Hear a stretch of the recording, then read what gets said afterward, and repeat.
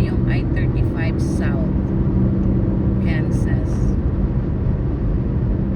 Dito, dito sa right side guys, diyan dumadaan yung mga train na nagde-deliver ng mga goods sa mga store.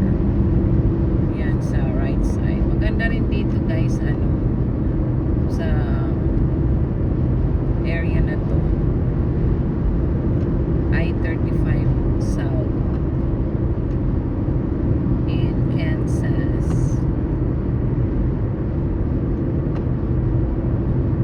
Bali part na to ng guys, Overland Park. Marami dito mga nagtitinda ng mga cars, mga dealers dito. Yan, kahilera sa right side. Dito ako nagtingin-tingin noon nung dito ako sa Kansas, naghanap ng mga used car. Yan, naghanap ako ng car.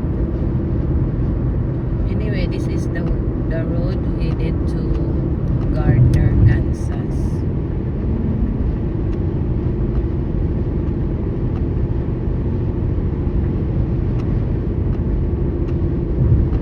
And then sa unahan, doon na yung Olathe. Punta na tayo ng Olathe.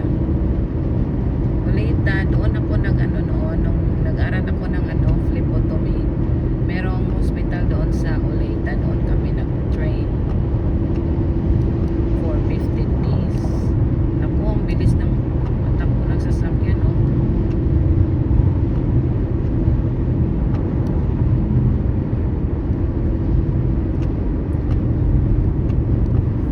Exit 217, sa 210 tayo mag-i-exit pa guys, so medyo malayo-layo pa konti. Exit 215, alright.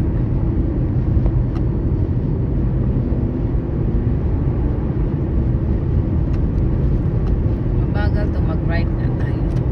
Right.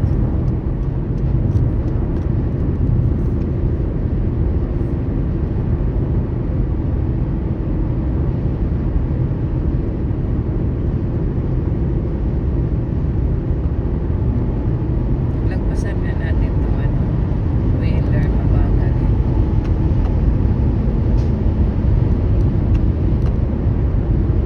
Balik ulit tayo sa gitna kasi mag-i-exit na to dito sa so ito yung I-35 South.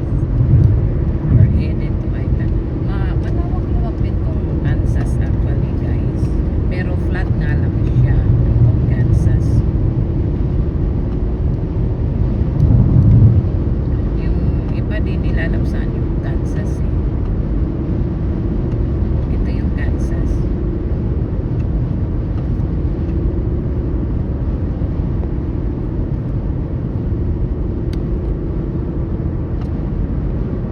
Marami mga pinatay mga gusali din dito, mostly hospital. Merong bagong hospital dito is sa right side.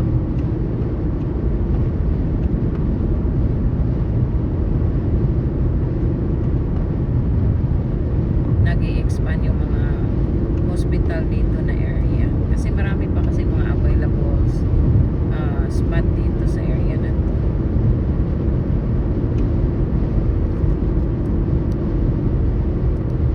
Tinit-tinit na yung phone ko. Anyway, thank you for watching guys. Till next time.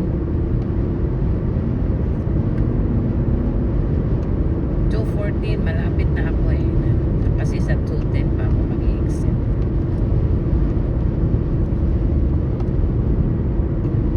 2:10.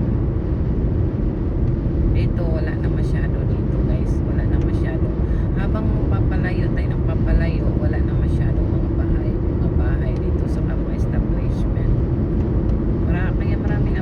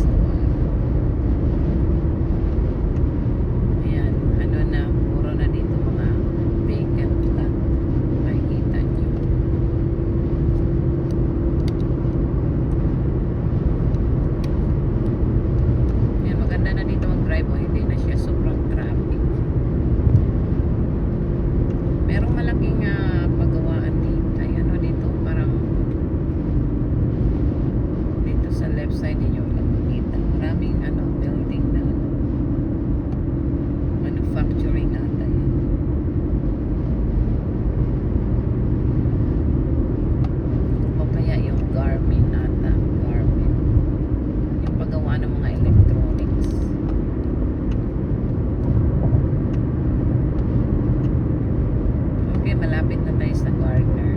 Sa Gardner, marami na, medyo may mga bahay-bahay na doon.